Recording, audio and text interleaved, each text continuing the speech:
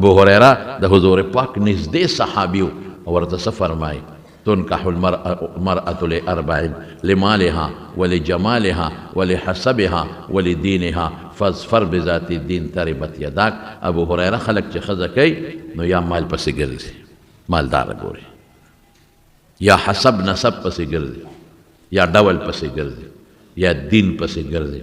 ګورې که ابو هريره ته ښځه کې نو دیندار جینۍ وګوره.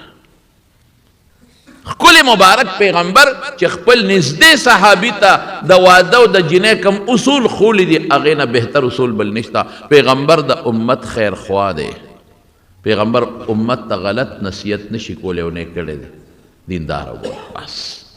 جینۍ دینداره د بیګا په نیمه شپه د هغې په زړه کې ما د خپل رب یره لیدلې ده چې مور سره په باس وه. ته وی نه ده ورکړې. زوی نه یې تپوس وکړه. زوی وی بابا چې ستا خوښه ده زما قبوله ده. حقه جینۍ زوی له وکړه. په سنت عمل خو صحابه وکړی. یو خوا زمونږ سنت دي او بل خوا مالي. مونږ سنت پرېږدو مال پسې ځو. ډېر خلک هم لیدلی دي. اوس خو زه بیمار یم دا فیصلې میصلې نه کولی شم د خلکو نه را سره وخت شته او پخوا به دا بعضې خلک راغلل زمونږ فیصله وکړه نو چې ورته پته مې لکه د شریعت خو دا خبره ده وایي نه مونږ له په رواج وکړه. شریعت خو داسې وایي نه مونږ له په پښتو او مونږ له په رواج وکړه. یعنې چې کوم ځای ورته پته ولګي چې شریعت کې مې تاوان دی نو بیا رواج له منډه وایي. او چې کوم ځای ورته پته چې رواج کې مې تاوان دی عرف کې شریعت کې ګټه ده یاره جي بس په شریعت کوم که نه یاره جي بس د خدای په کتاب یې راله وکړه یاره جي بس د پیغمبر په سنت یې راله وکړه. چل د کتاب او د سنت نه دی تا ته پته ده چې ګټه دې په دې کې ده.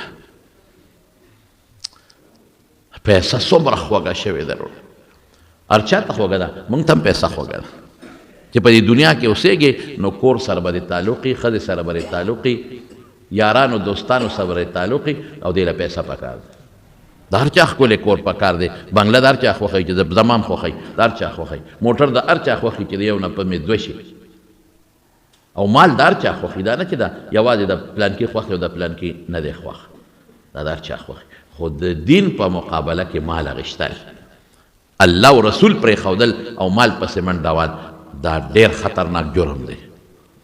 په خدای که دا مال دې پکار شي دا به دنه ټول دلته پاتې کېږي. یک تنها به الله لځي ویأتینا فردا. الله قرآن شریف کې فرمایي ویأتینا فردا. هر انسان به ماله یک تنها راځي. زه پیش او بیا دې پوه